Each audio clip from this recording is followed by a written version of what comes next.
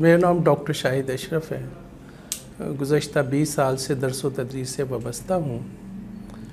گزشتہ 4 سال سے ایف سی یونیورسٹی میں پڑھا رہا ہوں۔ اس سے پہلے میں یونیورسٹی آف سرگودا لائٹ کیمپس میں بحیثیت ایچ او ڈی خدمات انجام دے چکا ہوں۔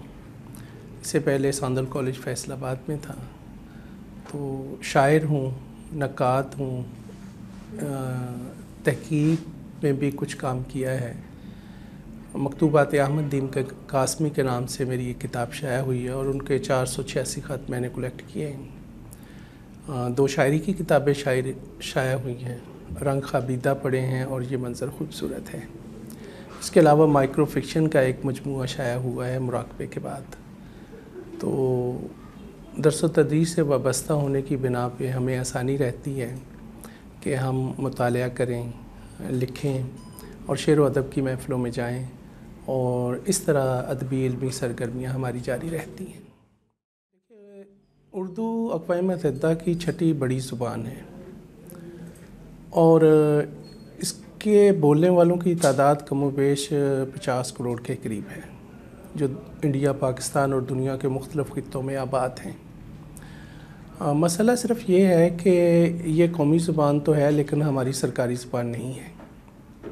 اس کی بنیادی وجہ یہ ہے کہ ابتدا ہی سے ملک کو ان خطوط پہ استوار کیا گیا جس کے نتیجے میں ہم لینگویج سے کٹ گئے۔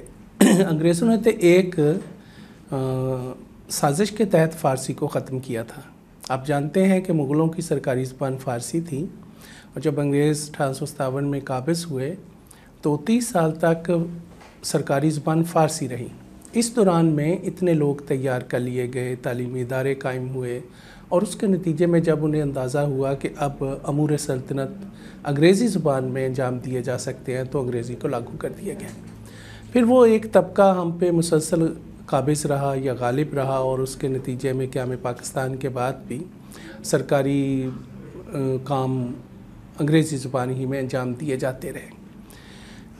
اردو میں بہت عمدہ اور شاندار لٹریچر لکھا گیا ہے، یعنی ہمارا ناول، افسانہ اور شاعری دنیا میں لکھی جانے والی ادبی تخلیقات سے کم تر نہیں ہے۔ مسئلہ صرف یہ ہے کہ ایک خاص سازش کے تحت عوام کو تعلیمی زبان اردو بنانے سے محروم کیا گیا ہے۔ یعنی اگر جاپانی زبان میں دنیا میں ترقی کر سکتا ہے، فرانس فرانسیسی زبان میں علم حاصل کر سکتا ہے، چینی زبان میں غالب آ سکتا ہے، تو پاکستان کے رہنے والوں کا کیا قصور ہے کہ انہیں ان کی ساری توانائیاں، صلاحیتیں اور کوششیں ایک غیر ملکی زبان سیکھنے پہ صرف ہو جاتی ہیں۔ نالج بہت پیچھے رہ جاتا ہے۔ جب آپ اپنی زبان میں نالج حاصل کریں گے تو بہت سی مشکلات اور پرابلم گھر میں حل ہو جائیں گے۔ یعنی جب آپ انجینئرنگ کی، ڈاکٹری کی، یا آپ اکنامکس کی اور دوسری کتب اردو میں پڑھیں گے تو گھر میں کئی لوگ ان لفظوں سے، ان باتوں سے، ان خیالات سے آگاہ ہوں گے جنہیں ایک دوسرے سے ڈسکس کرنے میں بے پناہ آسانی ہوگی۔ تو اس طرح اردو کا مستقبل تو بہت شاندار ہے۔ آئین میں لکھا ہے کہ 1985 میں پاکستان کی سرکاری زبان اردو ہوگی۔ سپریم کورٹ کا 2 بار فیصلہ موجود ہے کہ اردو کو بحیثیت سرکاری زبان نافذ کیا جائے، لیکن ہمارے ارباب اختیار ابھی تک اس زبان کو نافذ نہیں کر سکے۔ اس زبان کا جو نوٹیفیکیشن جاری ہوا وہ بھی انگلش میں تھا۔ اس کے لیے تحریکیں موجود ہیں، بہت سے لوگ کام کر رہے ہیں، لیکن اسمبلی میں ہماری آواز اٹھانے والا کوئی نہیں ہے۔ اگر کوئی موجود ہے تو وہ بہت کمزور آواز ہے۔ کسی حد تک کچھ اسلامی ذہن رکھنے والے لوگوں نے اس میں کنٹریبیوٹ کیا ہے اور انہوں نے اسمبلی میں آواز بھی بلند کی ہے، لیکن بہرحال چونکہ ہمارا بالادست طبقہ جو ہے وہ، یا ہماری اشرافیہ، وہ غالب اکثریت سرمایہ داروں اور جگیرداروں پہ مشتمل ہے۔ ایک عام آدمی کو ایجوکیشن سے محروم رکھنے کا واضح مقصد یہی ہے کہ شعور کو ڈیولپ نہیں ہونے دیا جائے۔ اگر شعور آئے گا تو صاحب اقتدار کا اقتدار خطرے میں پڑ جائے گا۔ تو کبھی کبھی یوں محسوس ہوتا ہے کہ جہالت، غربت، پسماندگی اس لیے رکھنا ضروری ہے تاکہ کہیں یہ لوگ ان کے اقتدار کے لیے خطرہ نہ بن جائیں۔ مجھے ایسا ہی محسوس ہوتا ہے۔ ایک اور پرابلم بھی تھا ہمارے اردو کے لیے لیکن وہ کسی حد تک سالو ہو گیا ہے۔ وہ یہ تھا کہ رومن لکھی جا رہی تھی اردو رسم الخط، لیکن وہ کی بورڈ اردو میں آنے کی وجہ سے اب وہ مسئلے حل ہو گئے ہیں اور بہت کم دیکھنے میں آتا ہے کہ لوگ رومن کی پیڈ استعمال کرتے ہیں۔ جو ہمارا لٹریچر لکھا جا رہا ہے وہ ہماری سیاسی سماجی زندگی کا مکمل عکاس ہے۔ قیام پاکستان سے پہلے بھی جن لوگوں نے موومنٹ میں حصہ لیا ان کے ہاں شعری سطح پہ اور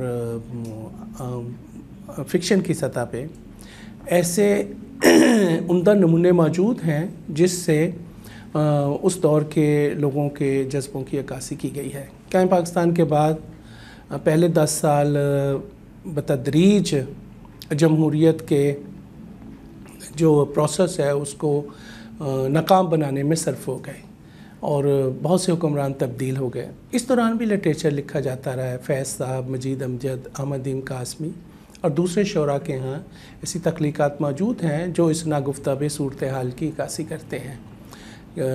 وہ انتظار تھا جس کا یہ وہ سحر تو نہیں والی باتیں ہم نے عام شعراء کے ہاں بھی دیکھی ہیں۔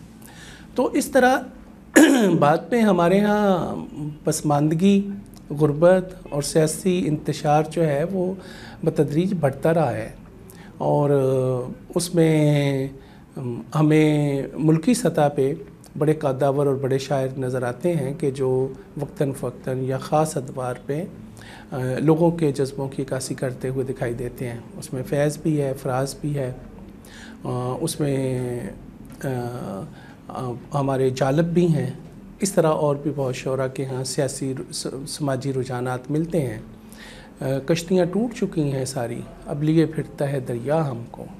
جان ایلیا کا ایک شعر ہے کہ کون اس گھر کی دیکھ بھال کرے، روز ایک چیز ٹوٹ جاتی ہے۔ ہر روز کوئی حادثہ، کوئی ہنگامہ، کوئی انتشار ہمارا منتظر ہوتا ہے، اور ہماری قومی زندگی کا یہ بہت بڑا المیہ ہے۔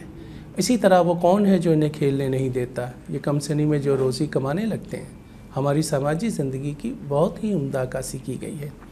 تو یہ سارے شعراء یا ادبا، افسانہ نگار یا ناول نگار جنہوں نے نفسیاتی، تاریخی، معاشرتی، سماجی، سیاسی پس منظر میں لکھا ہے، اپنے اپنے عہد کی جو ہے نا وہ تاریخ بیان کرتے ہوئے دکھائی دیتے ہیں، اور اس میں عام آدمی کو قطعاً نظر انداز بھی نہیں کیا گیا ہے، اور اس کی سوچوں اور اس کے خیالات کو بھی انہوں نے کمپوز کیا ہے تاکہ کوئی عہد اپنے آواز سے محروم نہ رہ جائے۔ تو ایک عام آدمی کی آواز جو ہے وہی دراصل شاعر اور ادیب کے دل پہ دستک بن کر لٹریچر کے ذریعے سے ہوا کے دوش پہ سفر کرتی ہے اور مختلف خطوں اور زمانوں تک پہنچتی ہے۔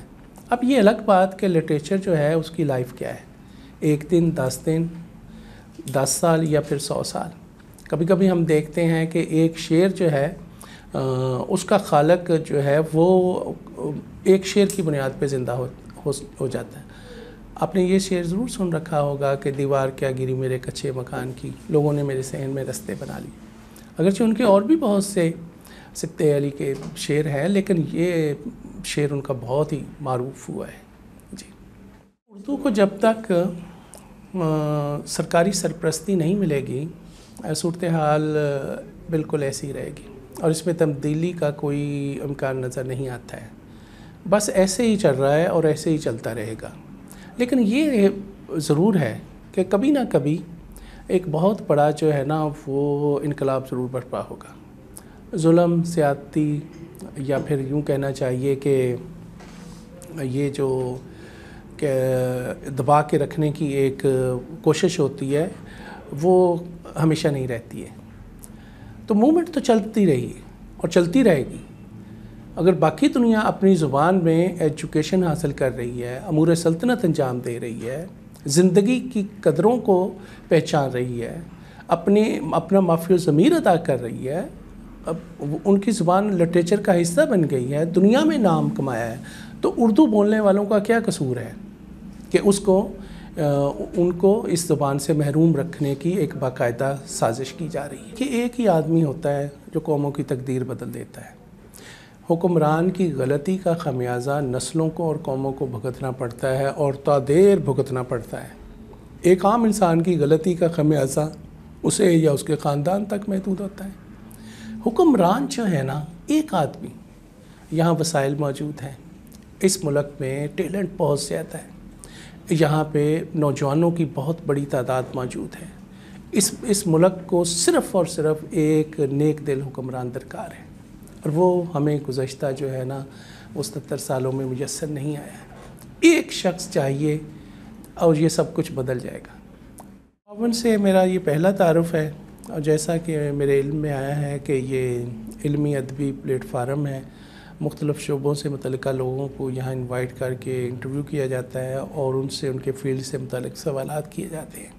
تو ایک اچھی کوشش ہے، ایسی کوشش ہوتی رہنی چاہیے تاکہ لوگوں تک میسج پہنچے، اور دراصل یہ کار خیر ہے جس کے نتیجے میں ہم کسی تبدیلی کی ایک کوشش کر رہے ہیں، اور وہ فکری سطح پہ، شعوری سطح پہ ہی ہو سکتی ہے، اور بعد میں کہیں جا کے پھر وہ عملی صورت میں سامنے آتی ہے۔ بہت شکریہ۔